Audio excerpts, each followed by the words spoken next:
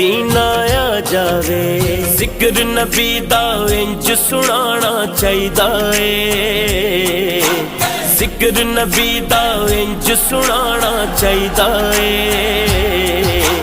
आशिकों मिलाद मनाना चाहिदा। दे रहा है तू जो है भोसड़ी के कह रहा है, ठीक है। ये तू खुद जो गाली दे रहा है ये तुम्हारे किस देवबंदी मुल्ला ने सिखाया है तुझे? अब मैं बोलूं? हाँ चल बोल। तू जो हरामी कह रहा है, तू ज़िना की पैदावार कह रहा है, तू ये सब जो कह रहा है, तो तू ये बता तुझे किस मुल्ला ने तुझे सिखाया है? हमने कुरान से सिखाया है। वो उतुल्लुम बाद ज़ालिका ज़नीम, जो गुस्ताखे रसूल होता है उसका उलमा फरमाते हैं कि या तो वो हालत हैज में शिकम मादर में ठहरता है या फिर उसके अस्ल में खराबी होती है। इसी बिना पर मैं तुझे हरामी कहता हूँ क्योंकि तू गुस्ताखे रसूल है। लेकिन तू मुझे मादरचोद कहता है और जो है ये कहता है कि नहीं रंडी का औलाद, ये सब। तो ये तुम्हें गाली देना किसने सिखाया? तो यकीनन तुम्हारे मुल्ला तो जानी है, वो गाली देना भी सिखाया, तुम सीख भी रहे हो, ठीक है। अब मैं बोलूं? हाँ बोलो। उतुल्लिम बाद ज़ालिका ज़नीम जो तुम बोले, ठीक है, तो तुम नंबर एक तुम इसकी तफसीर भेजो किस मुफस्सिर ने कहा, नंबर एक बात। नंबर दो बात, तुमने कहा कि तुम गुस्ताखे रसूल हो, तो तुमको साबित करना पड़ेगा कि हम गुस्ताखे रसूल हैं या नहीं है। नंबर दो बात, हम भी तुम्हें साबित करेंगे कि तुम गुस्ताखे रसूल हो या ना हो, ठीक है। और अगर तुम्हारे उसूल के मुताबिक अगर गुस्ताखे रसूल अगर वलदुज़्ज़िना हरामी है, तो मैं साबित कर देता हूँ। अहमद रजा साहब हदाइक़ बख्शिश के अंदर गालिबन, मैं किताब अभी भेज दूंगा, ठीक है, देख करके, कि उन्होंने कहा कि इज्जत बाद जिल्लत पे लाखों सलाम। बताओ, जिल्लत की निस्बत नाउज़ बिल्लाह आप सल्लल्लाहु ताला अलैहि वसल्लम की तरफ ये मंसूब कर रहा है, तो बताओ कि जिल्लत आप सल्लल्लाहु अलैहि वसल्लम की तरफ निस्बत कर रहा था, इससे बड़ा तौहीन, इससे बड़ा गुस्ताख और क्या हो सकता है? चलो इसका दिफा करो तुम, चलो।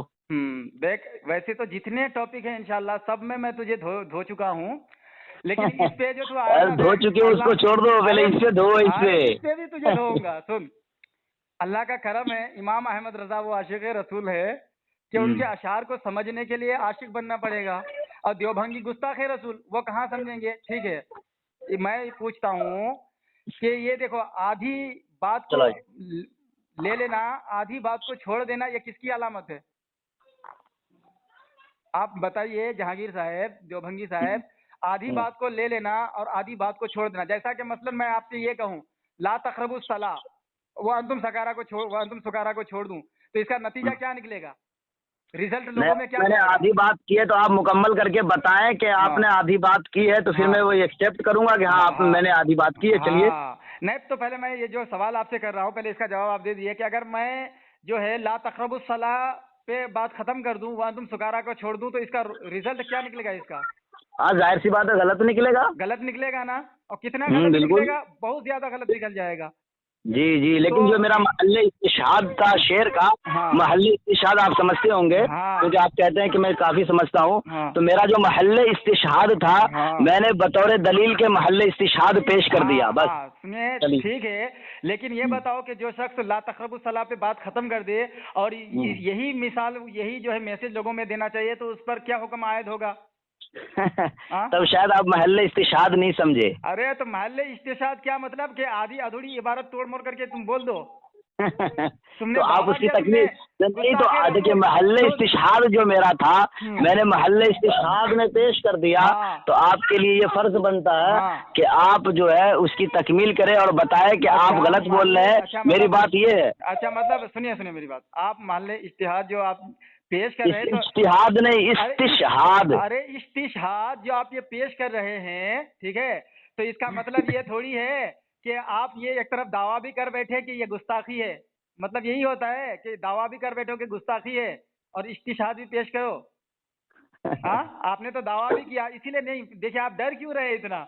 मैं डर नहीं रहा हूँ, मैं मुझे हंसी आ रही है कि आप ये महल्ले इस्तिशहाद शायद समझे नहीं है। अरे हम समझे या नहीं समझे वही मैं पूछ रहा हूँ ना, कि एक तरफ तो आप दावा भी कर चुके हैं कि इसमें गुस्ताखी है, ठीक है, और दूसरी तरफ आप कह रहे हैं कि भाई ये महल्ले इस्तिहाद के तौर पर मैं आपसे पूछ रहा हूँ। अब मैं तो चलो अभी उधर हम आएंगे, लेकिन आपसे मैं ये पूछ रहा हूँ कि अगर कोई ये कहे कि ला तक़रबुस सला, नमाज के करीब मत जाओ, वहाँ तुम सुकारा को ना पढ़े, और यही मतलब लोगों को देना चाहे, यही मैसेज देना चाहे, तो वो बंद बागी ठहरेगा या क्या ठहरेगा? मुझे बताइए, कुरान का बागी ठहरेगा या नहीं ठहरेगा? अगर उसका سنیے سنیے، اگر اس کا عقیدہ یہ ہے کہ لا تقربوا الصلاۃ اور عقیدہ بنا ہوا ہے تو ظاہر سی بات ہے وہ باغی ٹھہرے گا. وہ مطلب وہ یہی کہنا چاہے گا کہ بھائی لا تقربوا الصلاۃ یہی ہے، وانتم سکارا نہیں ہے، اس کا مطلب یہی ہے لا تقربوا الصلاۃ ہے. ظاہر سی بات ہے وہ انکار کر رہا ہے نا، تو انکار کرنے کی بنیاد وہ باغی کہیے، کافر کہیے، جو کہیے. ہاں ٹھیک ہے، لیکن اگر انکار نہیں کر رہا، آگے کا مان رہا ہے تو پھر کوئی بات نہیں ہے. آگے پیچھے کو مان رہا تب کوئی بات نہیں ہے. چلیے بولیے. کیونکہ آپ نے پہلے فتویٰ لگا دیا ہے کہ گستاخی ہے، ٹھیک ہے، اس لیے آپ اس پر قائم رہے گا. آپ اس شہر کو گستاخی، لیکن میں نے یہ بھی کہا کہ آگے پیچھے کی عبارت اگر مان رہا تب نہیں ہوگا. چلیے. نہیں، تو پھر آپ اتنے بڑے جاہل ہیں، جب آپ اعتراض کر رہے ہیں تو آپ کو آگے کی بھی عبارت دیکھ لینا چاہیے کہ آگے کیا ہے. لیکن آپ تو پہلے ہی دیکھیے، میں آپ سے اس چیز پہ اگر بزد ہوتا تب آپ کو کہنے کا موقع ملتا، لیکن میں بزد نہیں ہوں حضرت. میں تو آپ سے کہہ رہا ہوں کہ آپ جو اس کو برائے مہربانی آپ ہمیں بتا دیں کہ ایسے نہیں ایسے ہے، پھر میں اپنی غلطی کا اقرار کروں گا اور اس کے بعد پھر میں مانوں گا کہ میں نے آپ کے سر غلط تہمت لگایا ہے. اور اگر آپ کہیں تو میں دوسری یہ اس سے پہلے والا لائن بھی پڑھ دیتا ہوں. پڑھے نا. انہوں نے کہا ہے کثرت بعد قلت پہ اکثر درود، عزت بعد ذلت پہ لاکھوں سلام. آپ بتائیے کہ پہلے جو بات ہے کثرت بعد قلت پہ بےحد درود یا اکثر درود کیا ہے؟ ہاں ٹھیک ہے، کثرت بعد قلت پہ اکثر درود، اس کا مطلب ذرا ہمیں سمجھائیے. ذلت پہ لاکھوں سلام. دیکھیے آپ دونوں مصرع پڑھ رہے ہیں نا، تو پہلے والا کا ہمیں مطلب سمجھائیے. کثرت بعد قلت پہ اکثر درود کا کیا مطلب ہے؟ کثرت بعد قلت پہ اس کا مطلب یہی ہے کہ کثرت بعد قلت پہ، قلت کے بعد کثرت پہ اکثر درود. ٹھیک ہے، پہلے جو مفہوم اس کا کیا ہے؟ مفہوم ہم اس سے یہ سمجھتے ہیں کہ نبی کریم صلی اللہ علیہ وسلم تنہ تنہا تبلیغ کے لیے کھڑے ہوئے اور اس کے بعد دھیرے دھیرے دھیرے دھیرے صحابہ کرام لوگ جو ہے آپ صلی اللہ علیہ وسلم کے دامن میں آتے گئے اور دھیرے دھیرے دھیرے دھیرے لوگوں کی صحابہ کرام کی کثرت اور ایمان والوں کی کثرت بڑھتی گئی. تو یہاں کن کی بات ہو رہی ہے؟ صحابہ کرام کی بات ہو رہی نا. کثرت بعد قلت، تو کثرت کن کی کثرت کے بارے میں بتایا جا رہا ہے؟ صحابہ کرام کی کثرت کے بارے میں بتایا جا رہا ہے نا، کہ کثرت بعد قلت پہ اکثر درود. یعنی کہ پہلے کم تعداد میں صحابہ کرام تھے، تو جب ان کی اکثریت ہو گئی تو بعد قلت جو اکثریت ہوئی ہے، اعلیٰ حضرت ہمارے آقا صلی اللہ علیہ وسلم کے صحابہ کرام پر ان کی اکثریت پر درود بھیجتے ہیں. پھر اب یہیں سے سلسلہ جڑا ہے، یہاں پہ تذکرہ نبی پاک صلی اللہ علیہ وسلم کا نہیں ہے. عزت بعد ذلت پہ لاکھوں سلام. تو جب وہ حالت ایمان میں نہیں تھے، ایمان نہیں لائے تھے، تو اس وقت کی زندگی کے بارے میں کیا ہے؟ جیسے کہ حضرت عمر فاروق رضی اللہ تعالی عنہ جب کیا کہتے ہیں کہ یہ یہاں پہ فتح ہوا فلسطین، یروشلم، تو وہاں پہ جب آپ سے پوچھا گیا، آپ جب وہاں پہنچے تو آپ کے جو ہیں طریقہ کار کو دیکھ کر کے بہت متاثر ہوئے غیر لوگ، اور ان میں سے جو ہے بہت سارے ایمان بھی لے آئے. تو وہاں آپ نے ایک بات بتائی کہ پہلے جو ہم لوگ تھے تو ہم لوگ تو دلالت و گمراہی میں تھے، یہ عزت جو ملی ہے تو نبی پاک صلی اللہ علیہ وسلم کی بدولت ملی ہے. تو صحابہ اکرام جب ایمان نہیں لے آئے تھے تو اس وقت وہ زندگی عزت سے دور تھی، لیکن جب قریب ہو گئے رسول اللہ صلی اللہ علیہ وسلم سے تو وہ عزت والے ہو گئے. تو یہی کہتے ہیں کہ عزت بعد ذلت پہ لاکھوں سلام، کہ جب ایمان نہیں لے آئے تھے تب ان کی عزت سے زندگی جو تھی وہ عزت سے دور تھی، اور جب ایمان لے آئے تو وہ عزت والے ہو گئے. جیسے پہلے صحابہ اکرام کی قلت تھی پھر کثرت ہو گئی، ویسے جب ایمان نہیں لائے تھے تو صحابہ اکرام جو ہے ہدایت سے دور تھے، عزت سے دور تھے.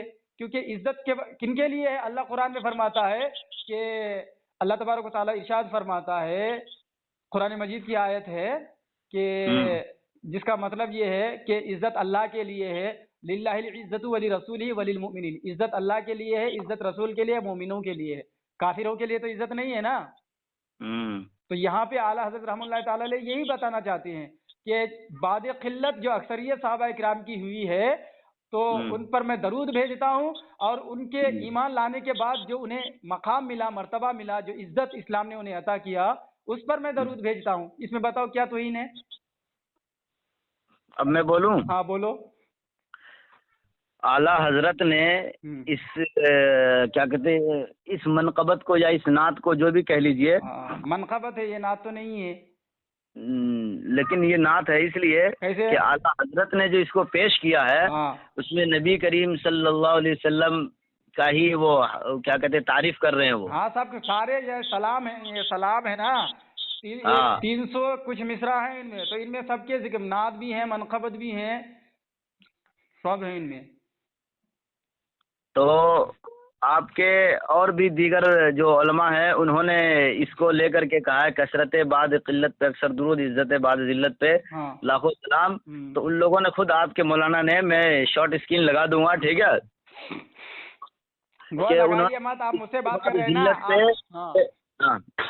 کہ انہوں نے یہ کہا ہے کہ یہ نبی کریم صلی اللہ تعالی علیہ وسلم ہی کی طرف احمد رضا صاحب نے منسوب کیا ہے.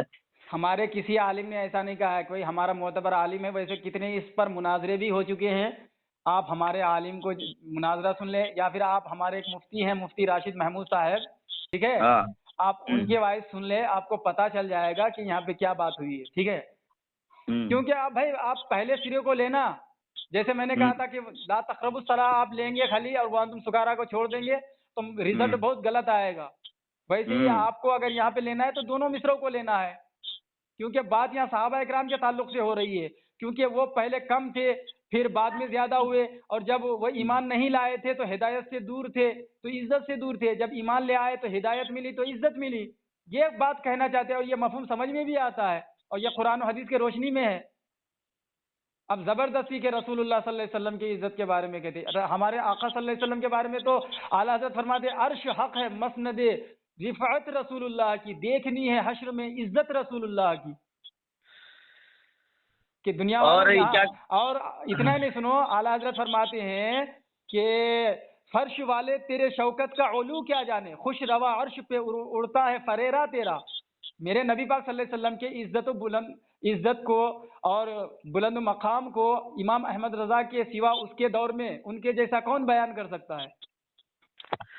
حالانکہ دیکھیے وہ جو کتاب حدائق بخشش کے اندر کی یہ عبارت ہے، سمجھ رہے ہیں؟ ہاں سمجھ رہے ہیں. وہ جو ہے اس میں امام احمد رضا خان فاضل بریلوی رحمۃ اللہ تعالی علیہ کی جو ہے پوری نعت ہیں، جتنے نعت و منقبت آپ لکھے ہیں، تو یہ جو ہے نا حدائق بخشش اسی نام سے شائع ہوئی ہے کتاب. ہاں حدائق بخشش کے اندر اور بھی ہم لوگوں کا اعتراض ہے جو آپ بخوبی جانتے ہوں گے، لیکن یہ فی الحال جو یہ جو ہے سمجھے کہ نہیں سمجھے؟ ہاں دیکھیے آپ لوگوں کا ایک اعتراض ہے اما عائشہ صدیقہ رضی اللہ تعالی عنہا پر، ٹھیک ہے، تو ہم لوگ آج نہیں بہت پہلے کہہ چکے ہیں کہ وہ امام احمد رضا خان فاضل بریلوی کی جو ہے وہ مصرع نہیں ہے، اور جنہوں نے جمع کیا تھا وہ تیسرا حصہ جنہوں نے، وہ پاکستان کے ایک بزرگ تھے انہوں نے جمع کیا تھا، انہوں نے رجوع بھی کیا ہے، توبہ نامہ بھی ان کا موجود ہے. تو اس پر آپ لوگ کا اعتراض بنتا نہیں ہے، لیکن آپ لوگ کیونکہ امام احمد رضا کے ذات پر کوئی کمی پاتے نہیں ہے، زبردستی اسی میں جاتے ہیں. اللہ کی قسم جہانگیر صاحب، اگر ہم کہتے ہیں کہ اگر آپ آج مان لیں کہ یہ کہ بالفرض بعد زمانہ نبی صلی اللہ علیہ وسلم کوئی نبی پیدا ہو جائے، اس میں کوئی فرق نہیں آئے گا، یہ ہمارے عالم کی عبارت نہیں ہے، ہم آپ سے بحث کرنا چھوڑ دیں گے. آپ اگر آج کہہ دیں گے یہ ہمارے عالم کی عبارت نہیں ہے، ہم آپ سے بحث کرنا چھوڑ دیں گے. لیکن پتہ نہیں آپ ٹھیک ہے، نہیں ٹھیک ہے، دیکھیے میں بتاتا ہوں، جس طریقے سے میں آپ کی اپنی کتاب سے پڑھ کر کے بتاتا ہوں اس طریقے سے آپ مجھے میری کتاب سے پڑھ کر کے بتائیں گے. یہ نہیں کہ آپ کی کتاب میں لکھا ہوا وہ پڑھ کر کے دکھا رہے. نہیں ہماری کتاب اٹھائیں گے، کتاب سے بتا رہے ہیں نا. دیکھیے ہم لوگوں کی حقانیت ہے. بالکل دیکھیے آپ سے بات ہوئی تھی جب میں نے وہ حکایات اولیاء کا حوالہ آپ کو دیا تھا، آپ کے لیے میں نے پوری کتاب لوڈ بھی کی اور آپ کو بھیجا، اور پوری کتاب لوڈ کر کے کتاب بھی آپ کو بھیجا میں PDF میں. تو بحمد تعالیٰ، کیونکہ بھائی جو کتاب آپ کے یہاں چھپتی ہے اس میں بالکل باضابطہ لکھا ہوا ہے، اور حقیقت یہ ہے کہ آپ لوگ امام احمد رضا میں کمی ڈھونڈتے ہیں لیکن اللہ کے فضل سے ملتا نہیں ہے، کیونکہ اللہ اپنے محبوبوں کو گناہوں سے محفوظ رکھتا ہے. اسی لیے آپ لوگ زبردستی توڑ موڑ کر کے جو ہے ان کو بدنام کرنا چاہتے ہیں. دیکھیے زبردستی بدنام کرنے کی کوشش نہیں کیا جاتا ہے. زبردستی اگر کہیے گا تو زبردستی تو کیا آپ لوگ نہیں کرتے ہیں؟ بہت زبردستی ہم زبردستی کرتے ہیں، بتائیے. آپ سنیں گے تب میں بتاؤں گا، نہیں سنیں گے تو نہیں بتاؤں گا. بتائیے، آپ بتائیے، کوئی بات. دیکھیے ایسے بات کرنے میں کتنا اچھا لگتا ہے. हाँ बिल्कुल, बहुत अच्छा, हमको भी बहुत अच्छा लग रहा है। बेशक बेशक, इसमें कोई दो राय नहीं है। बात वही तो मैं कह रहा हूँ आपसे शुरू से कि बात इस तरह से कीजिए जो लगे कि हाँ बात हम कर रहे हैं, क्या समझे। ये क्या है यार, भोंडी वाली जबान और हम लोग इस्तेमाल करते हैं, ये अच्छा नहीं लगता है। मैंने दलील भी दिया कि मैंने कुरान और हदीस की रोशनी में कहा, लेकिन आपने जो गालियाँ दी है उसका कोई आपने हवाला नहीं दिया। हदीस में आप कहें मैं कहूँ तो बात नहीं चलेगी ना, क्योंकि कुरान हदीस हमारे आपके जमाने में नहीं उतरा है ना, 1400 साल पहले से आ रहा है, और उस पे अकाबिरीन की नजर रही है, मुफस्सिरीन की नजर रही है, फुकहा की नजर रही है, और तमाम अहले दुनिया की नजर, अहले इल्म दुनिया की नजर रही है। तो अहले इल्म ने क्या फरमाया है उस आयत की रोशनी में, वो हमें देखना होगा। हम अपनी तरफ से अगर माना मतलब बयान करना शुरू कर दे तो फिर आप कुछ बयान करेंगे, मैं कुछ बयान करूंगा। सही बात है, आप जो कह रहे सही है, लेकिन मैं जो है फुक़हा इकराम की नज़र में जो बात है वो मैं कह रहा हूँ। जैसे कि मैंने बताया कि उलमा फरमाते हैं कि जो गुस्ताखी रसूल होता है तो वो जो है या तो हालत हैज़ में शिकम मादर में ठहरता है या फिर उनके असल में ख़ता होती है।